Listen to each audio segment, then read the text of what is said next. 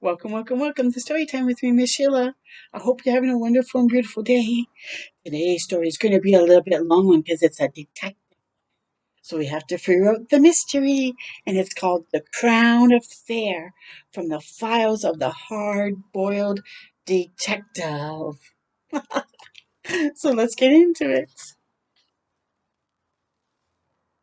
Jack and Jill went up the hill to fetch a pail of water. Jack fell down and lost his crown. And that's where I come in. Who am I?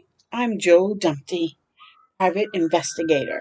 So you see his story right there, private investigator. Hmm.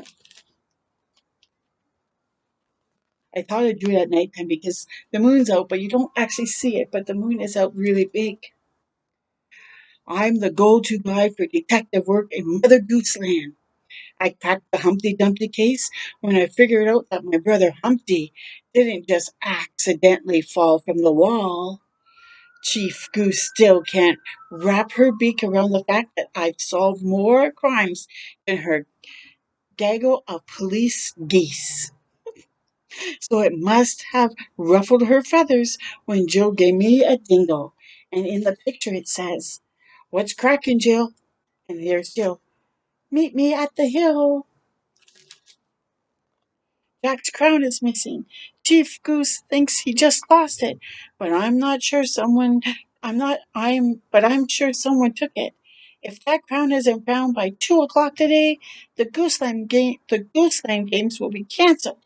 I told Jack not to wear that crown except on special occasions. Will you take the case, Joe? It's one tough egg. I'm one tough egg, but I've got a soft shell for damsels in distress. Not to mention, I'm the biggest Gooseland Games fan this side of old Mother Hubbard's house. Consider it taken, I said. So this is going to be full of nursery rhyme characters, it looks like. When I rode up the hill, all the king's horses and all the king's men were loading Jack onto a stretcher. "Joe, I'm so glad you're here," Jill said.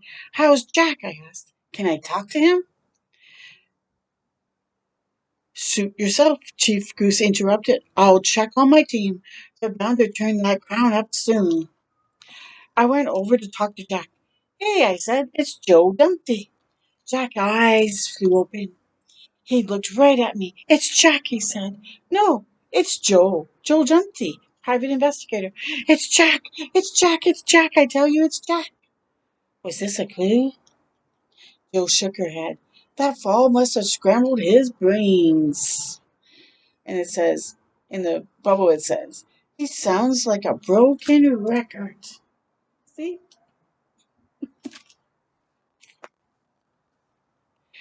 How I hate the word scrambled, but I'm hard boiled enough not to show any reaction. I pulled out my notebook. "Let's take it from the top, Jill." Jack and I went up the hill, but all of a sudden there was this big boom, boom, boom overhead, and the ground shook, and Jack and I both fell down. "When did you notice the crown was missing?" "Not right away. First I checked on Jack, then I called 911. After that, it's a blur. I was a little dizzy myself. I came tumbling down after, you know." So, see, there's the pictures of the falls of what happened. Fall or no fall, Jill's always been a little dizzy. "Jill, I need you to focus. Did you see anyone, either before or after your fall?" "I thought I saw someone run by after we fell, but it's hard to say who. Maybe it was someone getting ready for the race today." "Maybe, but why would they steal the crown when they had a chance to win it fair and square this afternoon?" Good question. I'm going to lay an egg if I can't get to the games by 2:02 to honk the starting horn, Chief Goose interrupted. Everyone was going to lay a whole dozen eggs if the crown wasn't found and the games had to be canceled. "I'm here, boss," says the spider. "Somebody better shell out that crown, Dumpty." Thankfully, Spider arrived. Ever since the Humpty Dumpty case, Spider's been doing legwork for me. He's got sharp eyes, too.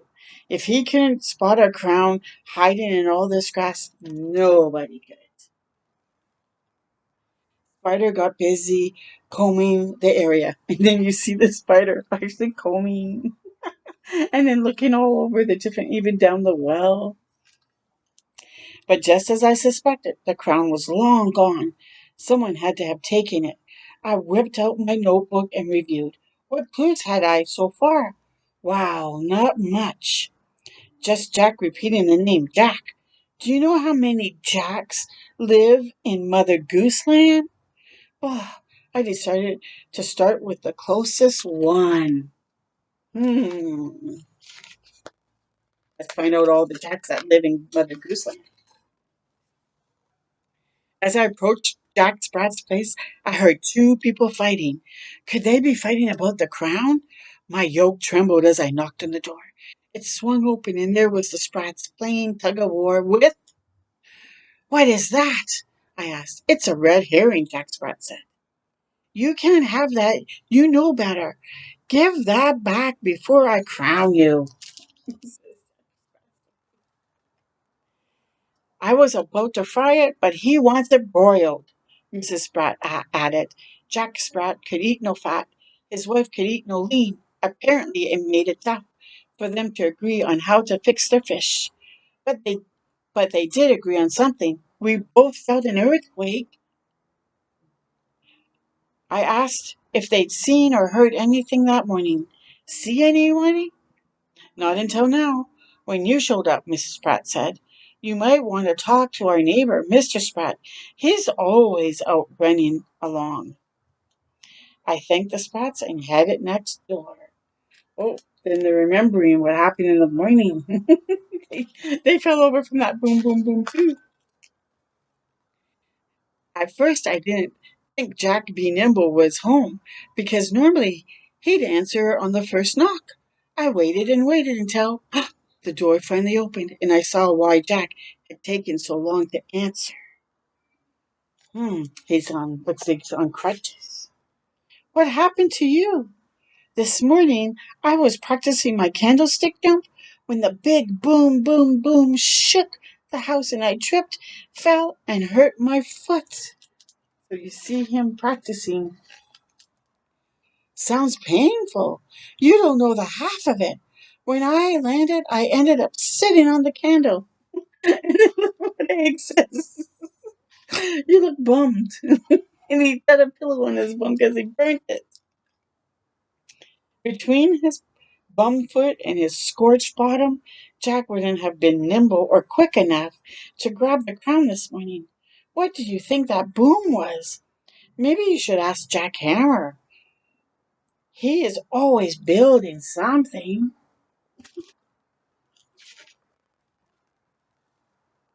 When I knocked on the door of the house that Jack built, a familiar blonde answered. What are you doing here? I asked. I'm house sitting for Jack Hammer, Goldie said. He's been out of town all week. Out of town? Hmm. I was running out of suspects. Unless Goldie knew something or someone. Where were you around 8 this morning? Seriously? I never get up before noon. But this morning a loud boom woke me, so I went out for breakfast. The muffin man serves a sweet bowl of porridge. Look at Humpty says, I'm fried. Oh, and then she spills this porridge on somebody. See anyone while you were out? Yes, I literally ran into a dude I went to nursery school with. Jack, Jack, Jack, what's his name? He was muttering something about a crown. You might be able to catch him at the muffin man's.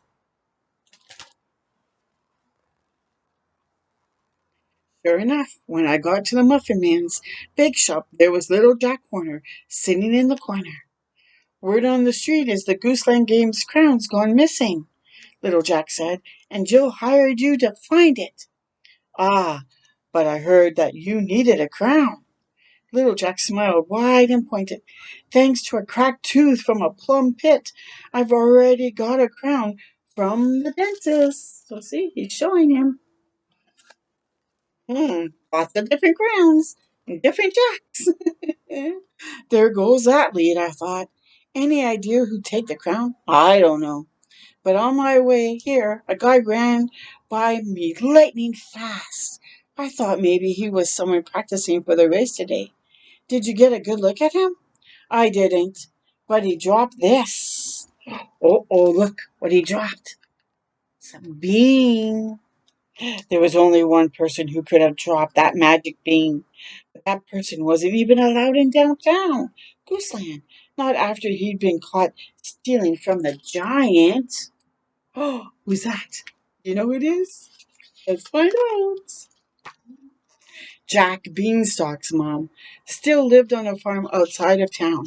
I heard she grounded Jack for life after he did jail time for stealing from the giant and was banned from the Gooseland games.